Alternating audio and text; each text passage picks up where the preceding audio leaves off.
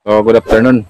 Sa lahat ng mga ka-farmers natin, kamusta po kayo ngayon? So, medyo natagalan po tayo sa pag-upload, no? Siguro mga mahigit isang buwan na po tayo na hindi nakapag-upload sa channel natin. Dahil busy po tayo, no? Sayang nung channel natin hindi tayo maka-upload. So, ngayon, ang upload natin ay harvest po kami sa aming bagong time sitaw.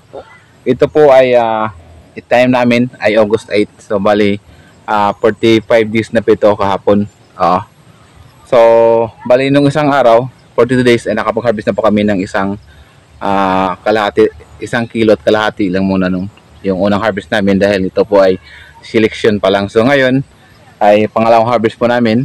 Medyo maka-harvest dito kami ng mga siguro 5 kilos to 10 kilos siguro. Pag sa sunod nito, tatlong harvest, pang-apat na harvest, medyo marami na po yung ating mga harvest.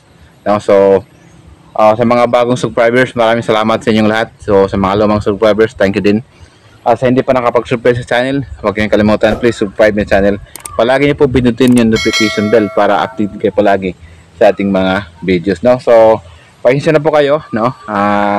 Hindi ko po ina-update sa channel, pero hindi po tayo hinto. Tuloy tayo pag-vlog para i-share ko po sa inyo yung ating mga pamaraan sa pagtatanim ng mga gulay.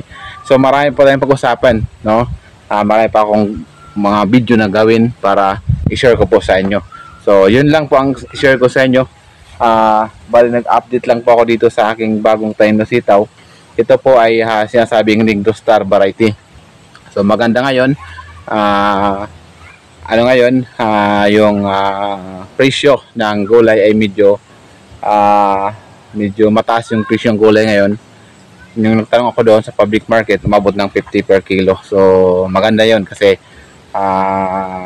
malaki na po ang kitain natin pag lalo na po kung malawak po yung ating mga tanim, no?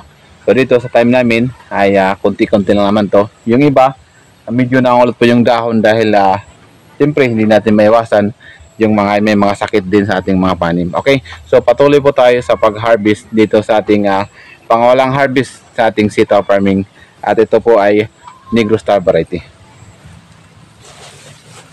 Maraming mga kasunod dito. Siguro ang pag-harvest kasi sa sitaw mga ka-farmers ay every other day, no? Yung pag-harvest dito. So sa susunod na pag-harvest namin dito, yun, mga Tuesday ay medyo marami na po yung aming ma-harvest dito.